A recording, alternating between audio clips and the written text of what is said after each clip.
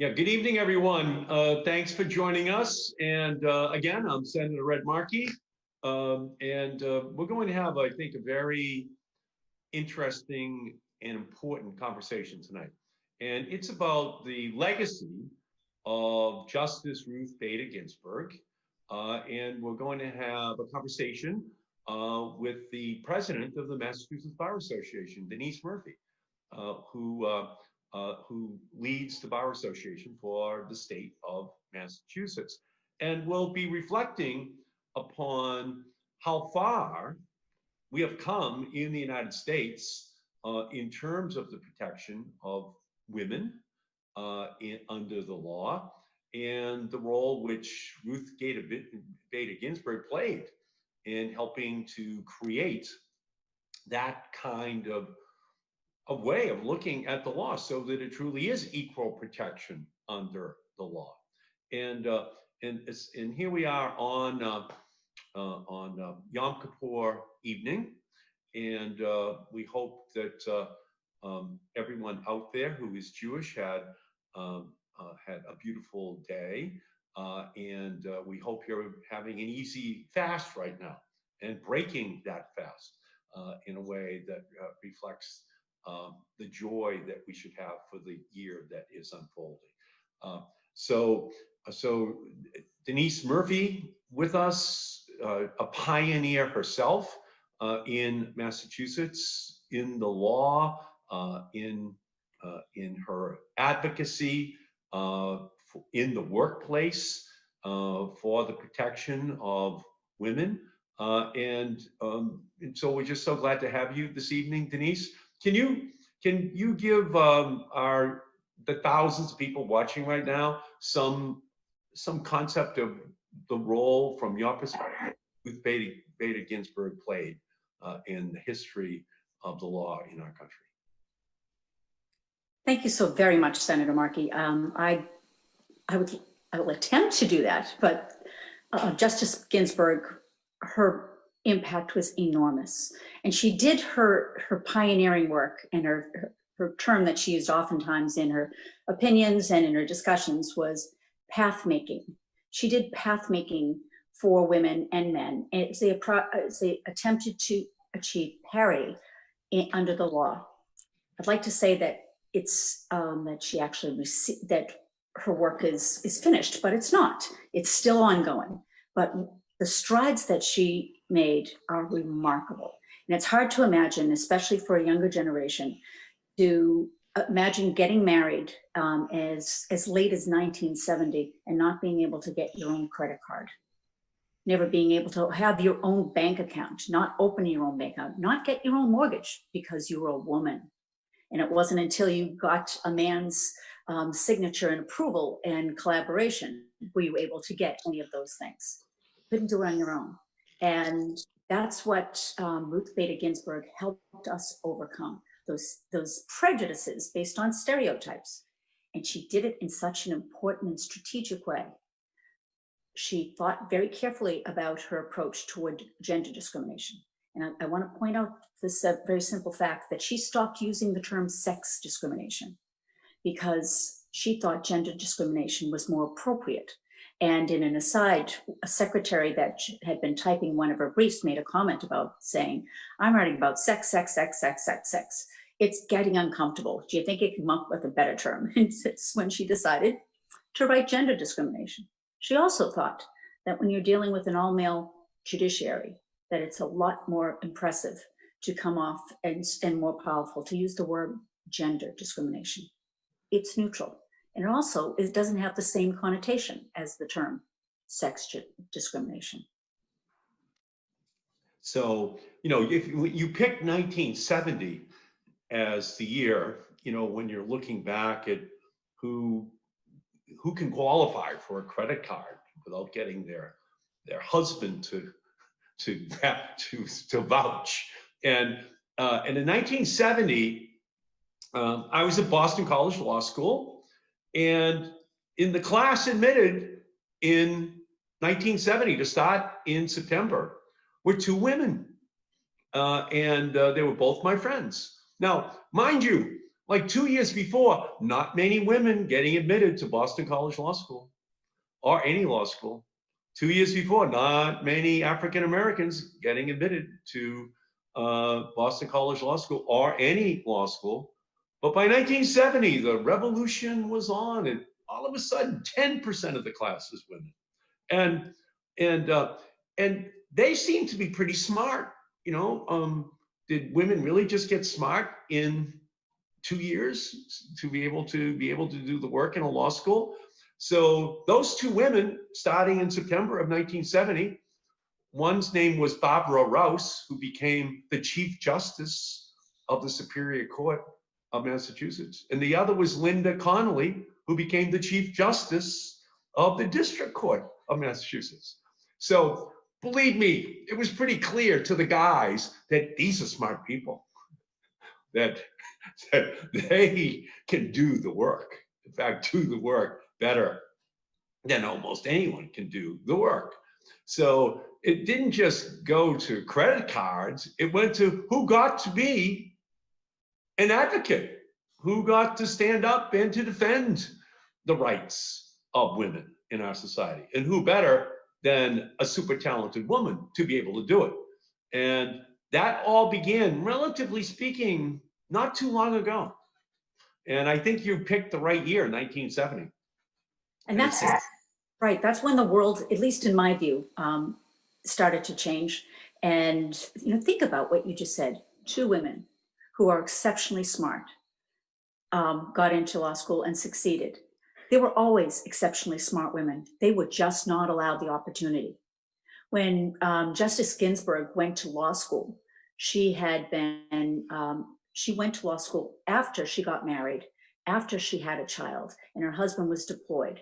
He came back with and was diagnosed with cancer, and she still started law school, and she succeeded. And she not only was at the top of her class at Harvard, she helped her sick husband achieve his high grades too. They were very different people, and she just was undeterred. And I think you'll find that women are like that. It doesn't, yeah. I can give you one other example. Margaret Heckler became a long-term congresswoman from Massachusetts. For 16 years, she was in the United States Congress. She was admitted as a first-year law student at Boston College Law School in 1953. And when I was elected to Congress, I said to her, tell me your story about Boston College Law School. So she said, well, I was actually admitted to Harvard Law School. And so wasn't my husband. But we weren't married when we both got admitted. And over that summer, we got admitted. And when we arrived, my name was no longer O'Shaughnessy, it was now Heckler. And the dean of the law school, Dean Griswold, came to me and my husband and said, I'm sorry, we cannot have a husband and wife in the same class. We have an absolute prohibition on that. So Margaret, I've talked to Father Drinan at Boston College Law School, and he's ready to give you the same financial package we have. And she was only one of 5 women at Harvard Law School, but she was going to be one of 2 women at Boston College Law School. She had to be president of her senior class in college and #1 in the class to get in. That was the only woman who could get in at that time. So she said, that's why I went to Boston College Law School. So, and she ultimately became the Secretary of Health and Human Services under Ronald Reagan. That's ridiculous. So we've come a long way, and so much of it is because of Ruth Bader Ginsburg. So much of it is her pioneering work. So what are the most pressing issues from your perspective that are likely to be affected by the timing of this vacancy in terms of the issues that would be put in jeopardy? What concerns me right now are the bills that have been constantly under attack. The Affordable Care Act, allowing, I suspect that there are going to be significant challenges to that, challenges to women's reproductive rights. One of the things that Justice Ginsburg thought was so important was that a woman always be treated as an equal citizen of the United States. And you can't be, she considered, and I agree with her, you can't be considered an equal citizen if someone else has control over your body. And that's worrisome. And that can be jeopardized because Donald Trump did say he would not appoint anyone to the Supreme Court who would not overturn Roe versus Wade, and it's settled law, but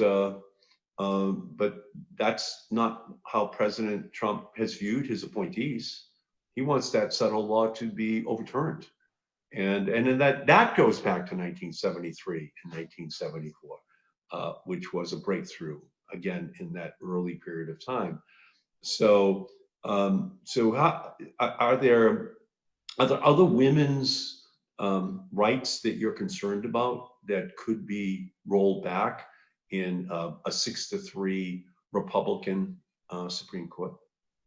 I'm not as concerned about women's financial gains as I am about their reproductive rights or their opportunity to equal access to education and to sports activities. I think that there's going to be a significant pushback on employees' rights. And I find that concerning because especially under COVID, look at the situation we're in. COVID has impacted everyone. People are losing their jobs. But what's worrisome is that there'll be a disproportionate amount of women who will lose their jobs because they're viewed still in many people's minds as the primary caregiver, and they'll expect, oh, she can stay home with the kids, and the partner or spouse is expected to carry that journey, that load, and I worry about the disparate impact. So if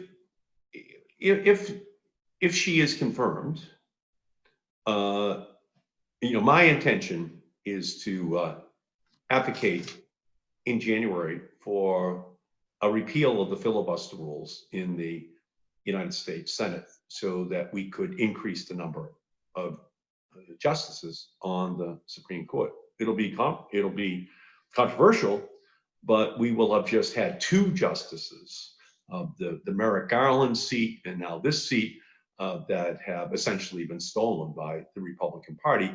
But it's not that act in and of itself, it's what the consequences of those 2 acts are in terms of the decisions that are going to be rendered. And it's in civil rights, it's environmental law, it's healthcare law. The Affordable Care Act clearly will be in jeopardy.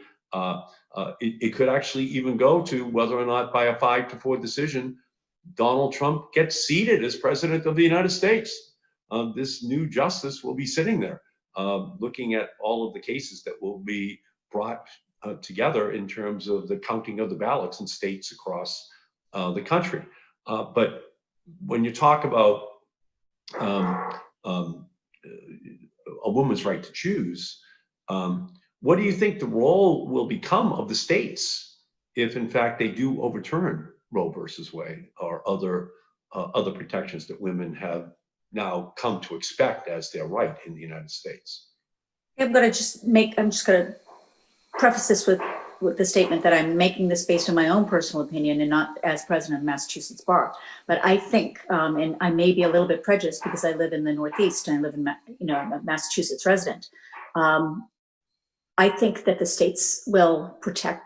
majority of the states will protect women's rights, and will go to great lengths to make sure that we act as a civilized society and continue to protect the rights of a woman to choose and the rights of a woman to be an equal citizen of the United States.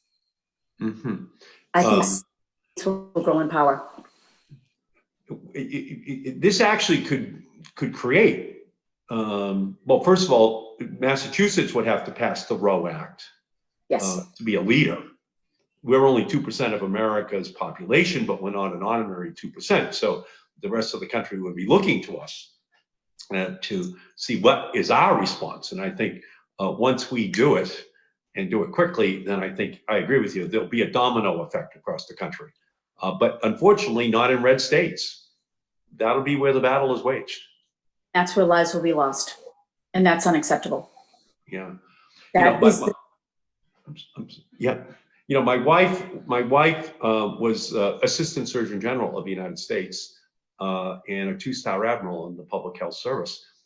When she got the job of running all women's health for the country in the 1990s in the Clinton administration, um, medical researchers were still using 6 foot, 180-pound males as the model for all medical research, and then they extrapolated it over to what the impact would be on women. This is the 1990s in the United States, and there are some differences between men and women. So, so it's not so long ago. And No, no, there are, advances, Mass General, for example, has a women's cardiac unit because the women's responses to heart disease is so dramatically different from men's. I don't know anybody else who does that. They're using male as a model, and it's just the wrong comparator. If this was a legal case and I had to use, and I had to present a male, a 160-pound male as a comparator for a woman, I would lose that case because it's not an equal comparator. Yeah, so that's how far we've come in a relatively brief period of time. But it doesn't mean that 4 more years of Donald Trump doesn't make it reversible. It doesn't mean that court decisions can't make many of these gains reversible. One of the strengths of Ruth Bader Ginsburg was in her strategic approach to how she handled every single case. She built building blocks on the cases that she argued and used the basis of the decision of her victories in that to build on to the next. And that's why she decided when she was going to attack gender discrimination that she would take on males' rights. And she defended widowers in 2 separate cases that she argued before the Supreme Court. She defended widowers who were denied benefits because they were men. One was involving Social Security, and the other one was a $500 abatement on real estate property, I believe, something like that. And she took the position of the widowers and who were denied those benefits because they were men, and challenged it and won both. And in so doing, she made the all-male bench think about discrimination in a completely different way. Because once you determine that if a law that treats people differently because of their gender is illegal and unconstitutional, you then can't deny that same kind of rationale in a case involving women. So she started from within, achieved successes, and trapped them in their own little box. It was brilliant.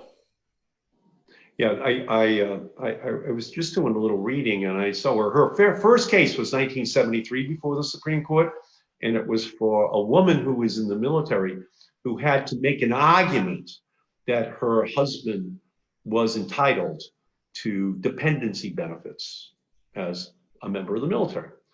The opposite was, however, not true, that a man who was in the military automatically could claim his wife for dependency benefits. And so this hypocrisy that just ruled the law is something that she, like, I agree with you, strategically found like very devilish ways to paradox the system, to show them how ridiculous those positions were. And she did it knowing her own. She was so smart about this. She realized that the way to attract attention to the issue is to attack a person's particular male's own protectiveness. And so the idea of a man not being able to get something that they think they should just seem wrong. And especially if it's a male who's making that decision, I'm going to stand up for the other men, without realizing very subtly that it would also later down the road equally apply to women. That's how she managed this. Now, have you been talking to other women lawyers in the last 10 days or so about Ruth Bader Ginsburg and what she represents to them? There's been a lot of tears in the last, especially in Massachusetts, because we not only lost Ruth Bader Ginsburg, in the same way we lost the giant Chief Justice Ralph Gans. this is a community that is grieving, and we are mourning. And there's a lot of anger, and that we're not allowed to mourn. We have to put that aside and battle for what we think is right. And what do you think her legacy is in terms of inspiring women to take up the practice of law? Do you think she's a seminal figure in terms of women just saying, I can take that pathway. I can make a difference by going to law school and becoming a lawyer? I think she's the prime example. She's the cornerstone for so many women, because not only did she went to law school and excelled in college and became a teacher and became a judge, a successful advocate, a judge, and then a United States Supreme Court justice. She did it facing life, because life happens to everyone.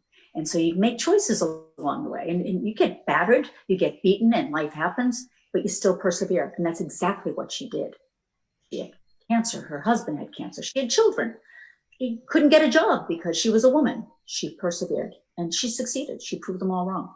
Yeah, she actually is just the pluperfect example of someone who had to be the pioneer, someone who had to be the giant, someone who had to show you can do it. It's possible. Huh? And she was a real life model, and I'm not even sure that there was an Atticus Finch in fiction for women to become lawyers. I think it had to be her in a lot of ways to be the real life model. And she was. I'm regretting my accessory choice right now, because I have these great Ruth Bader Ginsburg earrings, and I'm sad that I didn't wear them, but a very good friend of mine gave me these, so I thought I'd wear them. But I thought she not only was the role model, but she showed that you could do it with grace, humility, humor, and with insight. You read her decisions and her dissents, especially her dissents, they were so pointed. She wasn't subtle. She pushed. She was angry. The most striking phrase that I recall from her was in her dissent in Bush v. Gore. And he did not use the normal signature when you dissent. The typical signature is, I respectfully dissent. He simply wrote, I dissent. It spoke volumes. Yeah. Her anger and her dissent in the Lilly Ledbetter case provided the roadmap to Congress on how for the legislation that had to happen to rectify that wrong, that injustice. And you are right about that. That was the first law that was signed by Barack Obama when we controlled the House, the Senate, and the presidency in January of 2009. It was Lilly Ledbetter. It was Ruth Bader Ginsburg's work legally that then said, we've got to just change the law. Her brainchild. Yep. It's wow. Women are equal as men. We should get the same pay. Yes. Yeah, it's amazing. Do you see any? What is the existing discrimination that you still see in the system? What do you look out at today and say we still have more work to do in the name of Ruth Bader Ginsburg? When you're in a courtroom or in a public setting, and you're a woman, and you have to confer with your co-counsel who are also women to make sure that you're not wearing the same outfit so they don't lump you all together and think that you're colluding. It's all about the visuals. You have to, you can never say that, oh, I'm really tired right now and I need to get a few hours of sleep because I was up all night with a sick child. You can't say that right now, and you should be able to say that, as should a man should be able to make those statements. Age is still an issue. 50 plus, it's really hard to find a job, as all those people who are experiencing the ramifications of COVID are learning. There is very much a systemic implicit bias against people of color. that tears at the fabric of our society. And for some reason, at least in my opinion, people who grew up like me and that come from a blue collar background often get defensive and make comments about other lives mattering. It's not acknowledging the fact that Black lives matter and acknowledging the moment of what that says. That's the kind of discrimination that's out there. It's implicit and it's pervasive still after all this time. What role do you think women will play in changing the courts so that women, but men as well, can just say, I just need a break here. I just may I have, a recess or another day in order to deal with this? Will it take women to be the lead on issues like that in order to make sure that there's greater humanity inside of the legal system? No, I think it takes people who care about other people, who understand that we're all basically humans. And I don't think it's gender-based. I think it's humanity-based. And having the strength to say, this is not okay to do it. And that's up to the individual. Mm-hmm. Mm-hmm. So at the Mass Bar Association, Madam President, in Massachusetts, what's at the top of the list of your agenda for the coming year in terms of the things you'd like to see? I have two. I want to promote my concern about attorney well-being, both their physical and mental well-being. I want to provide safe refuge for people in my profession who struggle, and a way for them to understand and know that they are not alone. 60% of practitioners in Massachusetts are solo practitioners. They need to know that there are resources out there and that we will help them. I also want to make very sure that we have a more diverse, inclusive, and equitable practice of law, so that people of color who come here to Massachusetts for law school stay here because they feel welcomed here. They feel part of our community. And we need to work with those communities to make sure that happens. Yeah, in my first year at Boston College Law School, they had never had an African-American law professor before. But again, a lot of things are happening. In 1968, this 2 years changed the whole world. So all of a sudden, we had Herbert O. Reed, the constitutional law professor of Howard University Law School, as our first year constitutional law professor. And he was Muhammad Ali's lawyer to get back his crown. He was the number 2 name on Brown versus Board of Education, right below Thurgood Marshall.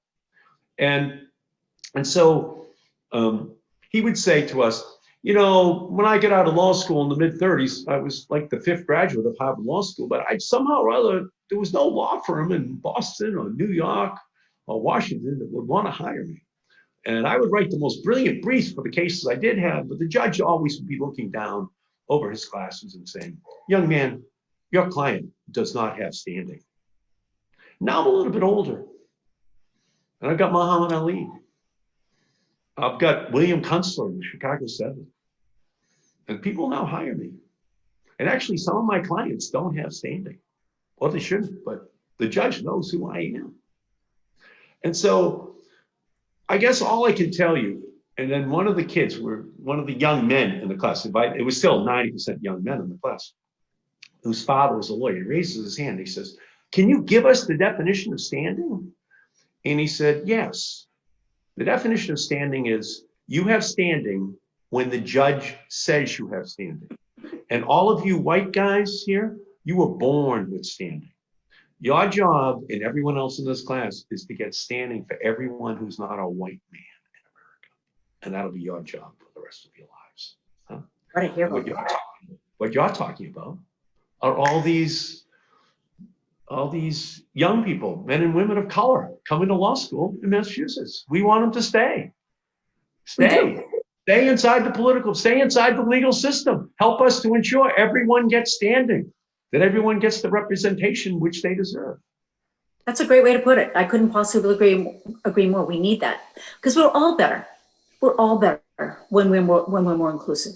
We're all enriched. without that, we're in trouble, and we need to change that. Well, so what's your message then to everyone watching right now in terms of Justice Ginsburg, what she represented, and her legacy, and what you would like to see going forward in the future? I'd like everyone to remember that this is not an easy road, and it's not an end of a journey. This is a long road. It's a fight that we always and everyone has to take up. There is no gray area in the word equal. We have to fight until every single one of us has equality, because that's what the Constitution says, and that's what we're entitled to. And I would urge everyone to persevere. Life happens, work around it. We'll support you, and let's get this done. And I agree with you. I saw yesterday in the Globe, they had a story that Sam Adams beer had a new beer that they were putting out with Ruth Bader Ginsburg's gown on the bottle label, and it was in tribute to an answer that she gave to a question: is how many women do we need on the Supreme Court? And her answer was 9 would be a good number, right? So hopefully we can reach a day where that doesn't seem any more unusual than 50 years ago, us thinking that 9 men, was not unusual, huh? That only the best people get nominated and confirmed. I can't wait. I hope to be around. So get going, guys. Thank you, Denise Markey, the great president of the Massachusetts Bar Association. Great honor to have you on today. Thank you so much, Senator Markey. I really appreciate it. Thanks. And thanks everyone for watching. Bye. See you all soon, we hope.